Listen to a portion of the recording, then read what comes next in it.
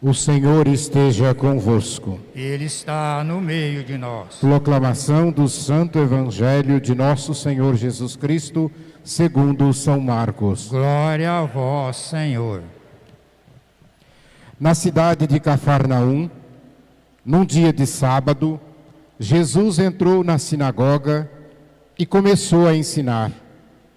Todos ficavam admirados com o seu ensinamento, pois ensinava como quem tem autoridade, não como os mestres da lei.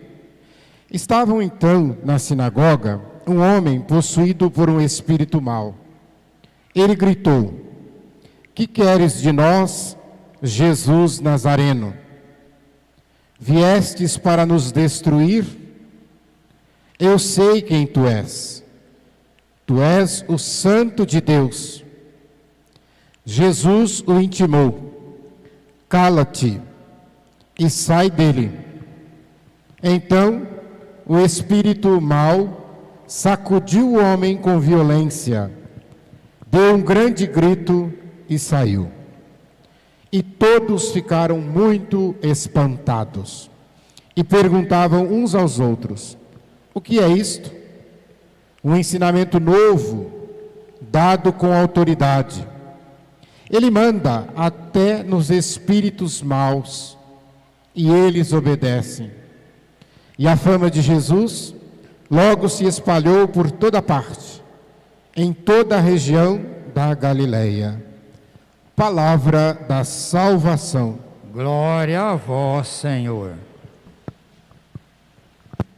Reverendíssimo Padre Neuci, presidente desta celebração eucarística, queridos irmãos e irmãs presentes nesta Igreja Matriz, queridos internautas que nos acompanham pela Rede Santa Rita de Comunicações, Web Rádio Ativa Comunicações. Estamos hoje vivendo o 4º domingo do tempo comum e nesta leitura do livro do Deuteronômio nos é mostrado que o profeta é alguém que Deus escolhe. Isso tem que ficar muito claro para nós. Ninguém pode sair se arvorando, intitulando-se profeta. Profeta é aquele que Deus chama, escolhe, envia para que ele seja a palavra viva de Deus no meio dos homens. Por isso que a gente diz, um profeta, ele não pode ser autossuficiente, como se o seu saber viesse de si mesmo. O profeta tem que ter a consciência de que ele é um instrumento. E para ele se tornar profeta, ele não foi submetido a nenhum concurso, ele não foi submetido a nenhuma prova. É o seu testemunho profético que ele deve encarar como a missão que Deus lhe deu, e não às vezes como muitos pensam, como um passatempo. O que significa passatempo? Passatempo é quando a gente tem tempo sobrando, e a gente não sabe o que fazer naquele tempo, então a gente arruma alguma coisa para fazer. Todos vocês aqui devem conhecer uma famosa revistinha que chama Passatempo, Você estava antigamente na rodoviária, o ônibus ia demorar 1 hora, 2 horas para sair, não existia celular, então pegava a canetinha, a revistinha lá e ficava preenchendo aquilo ali para o tempo passar. Não tem o que fazer, vou passar tempo. Mas a missão que Jesus nos dá não é isso. Não é quando eu tiver sobrando tempo, aí para passar o tempo eu vou pregar a palavra de Deus, para passar o tempo eu vou ajudar os irmãos. Não é assim que funciona. Aqui, o empenho é ininterrupto. Porque o inimigo, ele não para. O inimigo não descansa. Então o profeta também tem que pensar assim, que quanto mais e mais vidas ele puder salvar, então isso vai depender de maior dedicação, vai depender de maior entrega. Uma outra coisa também que nós vimos bastante no Antigo Testamento, que os profetas muitas das vezes usavam em benefício próprio, porque eles cediam às tentações do poder. Então, ou seja, os poderosos compravam às vezes, por um punhado de dinheiro, como dizem, Porque, vocês imaginem, quando a gente pega o Antigo Testamento, a gente vê a história dos patriarcas, né? Abraão, Jacó, Isaac, eles eram uma pessoa que tinha sobre si dois papéis: o papel de profeta e o papel de governante. Então eles eram as duas coisas. Depois, se a gente seguindo o Antigo Testamento, a gente vai perceber que o povo de Israel pede rei, ele quer um rei. Então aí começa a aparecer a figura do rei e a figura do profeta. O profeta é aquele que aconselha o rei. Então aí o rei governa e o profeta se torna aquele que vai escolher, que vai ungir o rei, como o caso nós vimos ali no livro de Juízes, tem bastante isso. Aí a gente vê Samuel, Natã e por aí afora. Então o político gostava porque o seu governo era legitimado por um homem de Deus. Olha que interessante, que eu queria que vocês prestassem atenção. Isso não mudou até hoje, né, padre? Quantos governantes safados, corruptos, querem ter um padre do lado dele, querem ter um pastor do lado dele, para dar legitimidade àquilo que às vezes ele está fazendo de errado. E infelizmente, às vezes alguns se vendem, alguns se prestam a esse papel. Então, a gente tem que ficar bem atento. A palavra de Deus é para hoje, é para agora, ela é atual. E nós devemos pedir a Deus essa sabedoria. Depois, Paulo, escrevendo aos Coríntios, eu falava semana passada do grande problema da cidade de Corinto, cidade grande, cidade portuária, uma cidade onde a sexualidade estava à flor da pele, justamente por ser portuária. Então o apóstolo, ele vem sempre tocar em vários pontos na questão da ética sexual, os seus extremos. Paulo sempre fala daquilo que é o laxismo, onde tudo pode, né? Onde tudo pode. Prestem atenção nisso, né? Aqui ele leva a coisa para esse lado, nas cartas que ele escreve à igreja de Corinto. Não tem problema, não pode. Não tem problema, pode fazer. E Paulo coloca freios.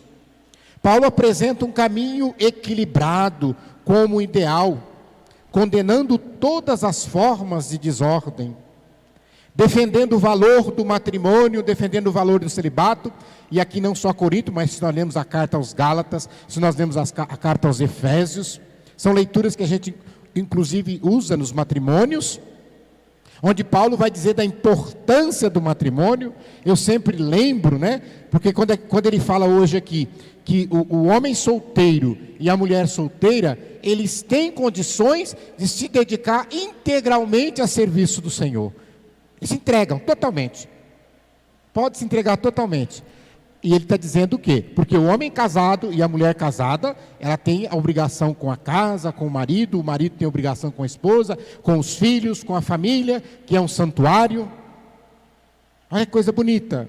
Então não pode querer, de repente, o homem casado, a mulher casada, eu vou fazer missão na África e largar os filhos para trás. Ela tem que se dedicar àquilo para a qual ela foi chamada. Então nós precisamos repensar hoje as prioridades e não deixar que as realidades transitórias nos impeçam de nos dedicar a serviço de Deus. O equilíbrio que eu falei, que Paulo quer falar, é justamente esse: é de saber ser pai de família, é de saber ser marido e é de saber ser filho de Deus fiel.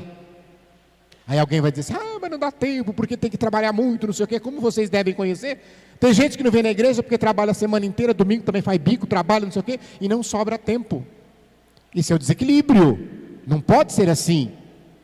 E Paulo, quando chama a atenção, aí a gente fala assim: mas não tem tempo para ir na missa, mas tem tempo para ir no boteco, ficar 2, 3 horas lá jogando bilhar, jogando truco. A mulher não tem tempo para vir na igreja, mas tem tempo de ir no shopping, ficar 2, 3 horas no shopping. Então nós precisamos haver o equilíbrio entre as coisas do mundo, que ele diz aí claramente, e as coisas de Deus. Não estou condenando ninguém que vai no shopping, que vai no restaurante, está tudo fechado agora, mas pode, e não tem problema algum. Mas eu tenho que encontrar o tempo para Deus. Jesus hoje em Cafarnaum, Aqui está dizendo que eles ficaram maravilhados com a doutrina, com o ensino. E uma coisa eles falaram: como ele fala com autoridade? Eu sempre repito isso. O que significa ter autoridade? Tem muita gente que pensa que ter autoridade é ser delegado, é ser juiz, é ser promotor, ter autoridade é ser prefeito, ser vereador.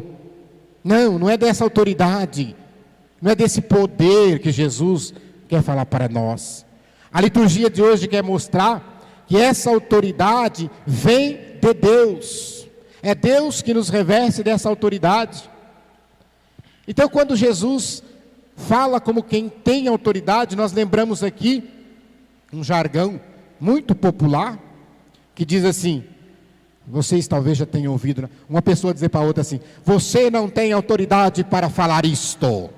Vocês já escutaram essa expressão? Ou até talvez já tenham dito para alguém: você não tem autoridade. Quem é você? Quem você pensa que é? A gente fala assim para a pessoa. E por quê? De onde que surge isso? Não tem autoridade. Porque significa justamente que aquela pessoa que está falando não vive o que está falando. Olha lá, um fumante tem autoridade para criticar ou para aconselhar o outro a parar de fumar? Não tem. Um alcoólatra tem autoridade para criticar ou para fazer uma pregação dizendo para os outros parar de beber?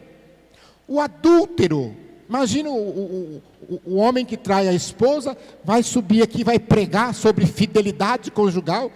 Essas pessoas não têm autoridade para falar isso, porque a gente tem que ter vivência daquilo que a gente está falando. Um ladrão jamais vai poder falar, subir aqui, a gente vê essas coisas, né? O corrupto vem aqui e falar que não pode roubar, que não sei o quê.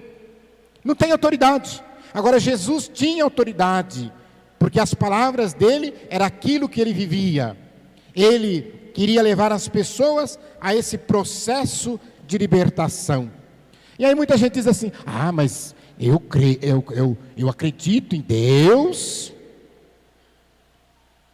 mas até Satanás acredita. A palavra de hoje está bem clara. Eu sei que tu és o Filho de Deus. A profissão de fé de Satanás: eu sei que tu és o Filho de Deus. Aí eu fico pensando em algumas pessoas que de repente pegam o microfone, aí nas redes sociais, nas televisões, sei lá por onde mais, nos púlpitos da vida, e pregam lá a defesa da vida, porque não sei o quê, e depois na hora lá de votar, vota a favor do aborto. A incoerência, a falta da autoridade. Você não falou que era a favor da vida? E como é que você vota uma coisa dessa? Meus irmãos, a palavra de Jesus tinha crédito justamente por essa coerência que eu estou falando. Jesus ensinava coisas pequenas, simples, do dia a dia. Imaginemos hoje, quando Jesus dizia para eles, né, vamos jejuar, vamos orar, e ele, Jesus, orava, e ele, Jesus, jejuava, e ele, Jesus, andava e pregava, e ele falava, comunicava seu espírito. Agora, não adianta eu pregar para vocês contribuir com o dízimo se eu não contribuo. Ah, mas ninguém sabe mesmo, né? Mas ele sabe. Meus irmãos, não adianta eu falar para vocês: rezem todos os dias, se eu não rezo. Participa da missa domingo, se eu não participo.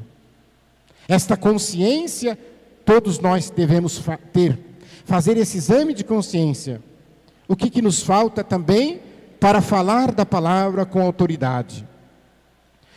Como os discípulos, nós somos convidados a continuar a missão de Jesus na sua luta contra os demônios que roubam a vida e a liberdade.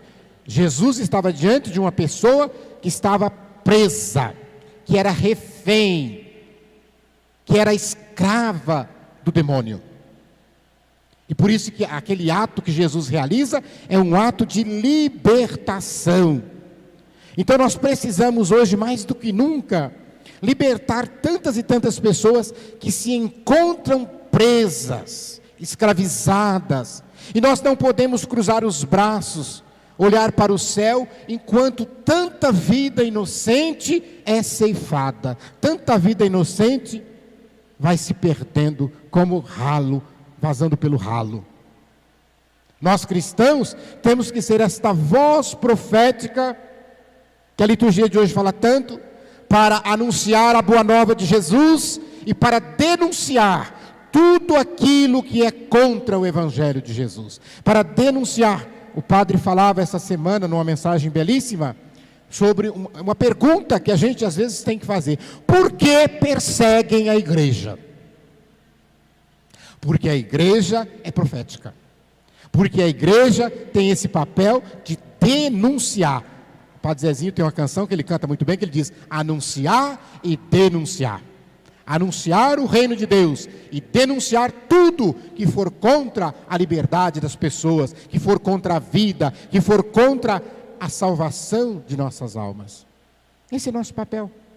E vocês podem olhar hoje quantas pessoas estão escravizadas, e aí sim nós podemos até dizer, eu não estou dizendo que o demônio não exista, pelo amor de Deus, mas nós podemos dizer que certos comportamentos fazem das pessoas como que se tivessem demônios amarrando suas vidas. Quando eu falo de escravos, a pessoa fala: mas como? Fica refém, a pessoa não consegue sair. Olha quantas pessoas vivem situações de pecado que elas não conseguem se libertar. Eu vou citar um exemplo somente para vocês podem pensar quantos outros nós temos. Imaginem vocês, aquele marido, como São Paulo falava muito hoje disso, que trai a esposa, tem uma amante. E nós sabemos que a amante não quer a vida matrimonial, ela quer o dinheiro, ela quer... Está vendo aí? Então, mas aí um dia, alguém anuncia para ele a boa nova do reino de Deus, dizendo para ele: isso que você está fazendo não é plano de Deus, isso é contrário ao Evangelho. Você tem uma esposa, você tem que honrá-la, você tem que ser fiel. E ele se convence de que realmente ele deve parar de cometer o pecado, aquilo que está escravizando, que está amarrando. E aí então ele toma a decisão: a partir de hoje vou deixar essa mulher de lado. E aí ele vai até a amante e chega para a amante e diz assim: olha, eu conheci Jesus Cristo, entreguei minha vida para Ele, e a partir de agora eu vou honrar meu matrimônio, vou ser fiel à minha esposa. O que a amante vai falar? Aham, negativo. Você acha que eu sou boba? Até hoje que eu aguentei você. Se você fizer isso, eu vou botar nas redes sociais, eu vou falar para tua mulher, eu vou acabar com o teu casamento. E aí, mesmo ele não querendo continuar sendo adúltero, ele continua sendo para não destruir o casamento. Ele continua sendo contra a vontade dele, ele se torna escravo. Quantas pessoas não estão assim escravizadas pelo pecado? Então, meus irmãos, como missionários, ao concluir esta reflexão, vamos pedir a Deus que nós diáconos, padres, bispos, leigos e leigas, não vamos nos trancar nas sacristias, mas vamos sim assumir corajosamente a missão de transformar a realidade política, econômica, social, familiar, e não só a religiosa. Esta nossa igreja é a igreja, como diz o Papa Francisco, em saída. Uma igreja que não tem medo de se enlamear pelas estradas da vida. Louvado seja nosso Senhor Jesus Cristo, para sempre seja louvado.